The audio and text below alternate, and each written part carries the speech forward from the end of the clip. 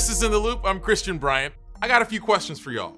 How many of you watching have a digital money transfer app like PayPal, Venmo, or Cash App? And how secure do you feel in the money that's being held in those accounts? Today, we're talking about some troubling cases we've seen, particularly with PayPal, where accounts are suddenly getting locked and keeping people from accessing their own money. And one of those cases comes from Newsy's very own Amber Strong. So on November 17th, I got an email from PayPal saying that my account was temporarily limited because they noticed high-risk activities, which I didn't know what that meant. So I called PayPal to find out why my account had been limited. 3 days later, I received an email from PayPal with these big kind of screaming letters that said, "You can no longer use PayPal." Despite Amber's determination to get an answer for why her money was suddenly locked up, PayPal only had this to say.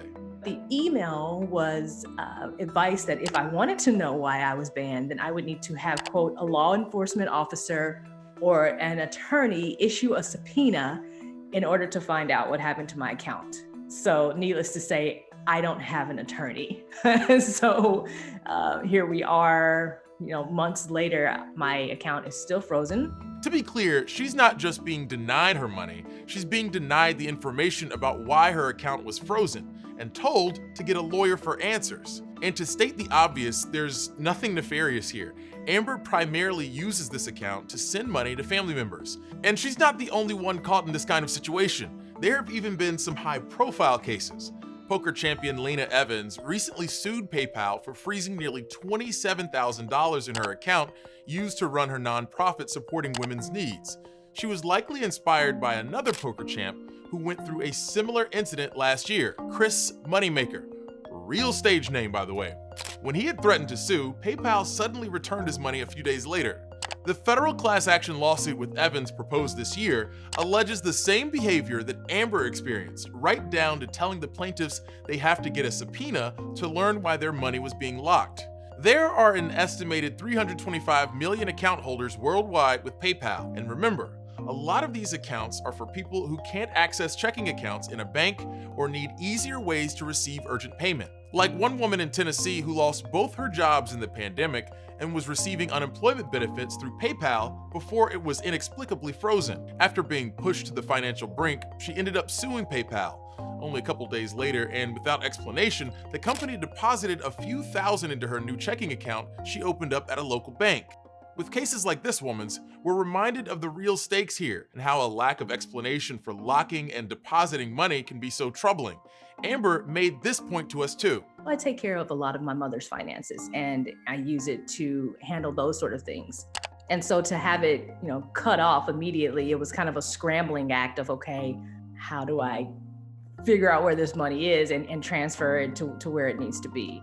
I think the biggest reason why I raised this issue among our team, Christian, is that, it's $73 and somebody may watch this and be like, okay, that's chump change, but it's not chump change. For somebody that's rent, for somebody that's bus fare, for somebody that's, groceries for that week.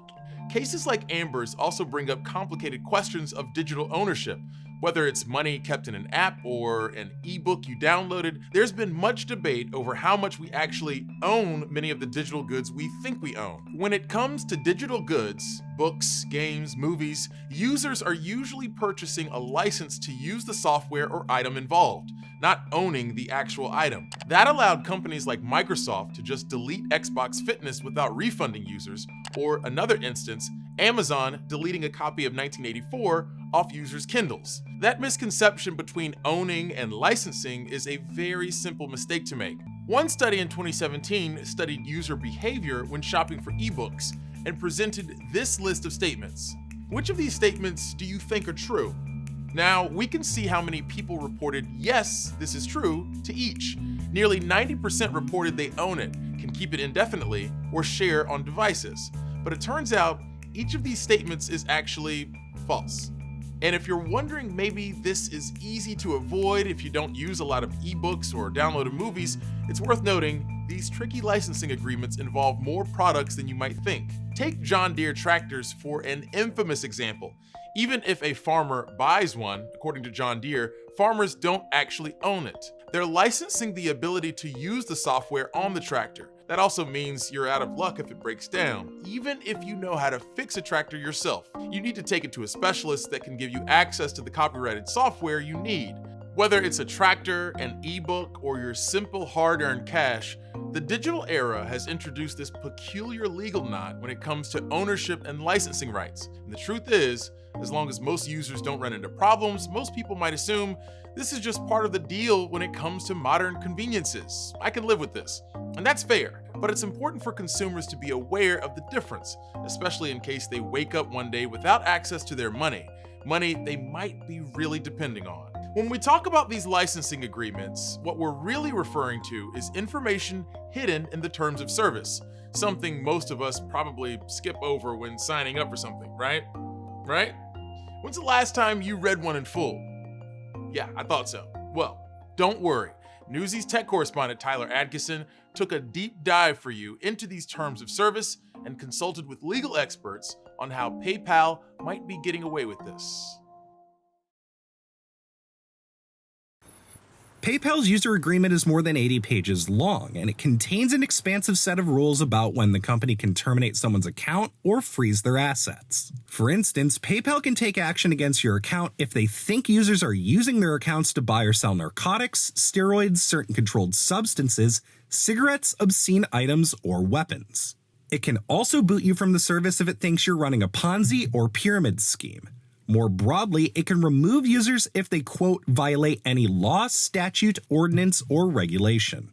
Legal experts and consumer advocates told Newsy that the broad nature of the user agreement gives PayPal the power to ban users as they see fit, sometimes without human oversight. You put $500 in your account every month, and 1 month you put $525. That can set the algorithm off so that you get put on a temporary hold. These accounts are getting shut down in ways that may be automated, and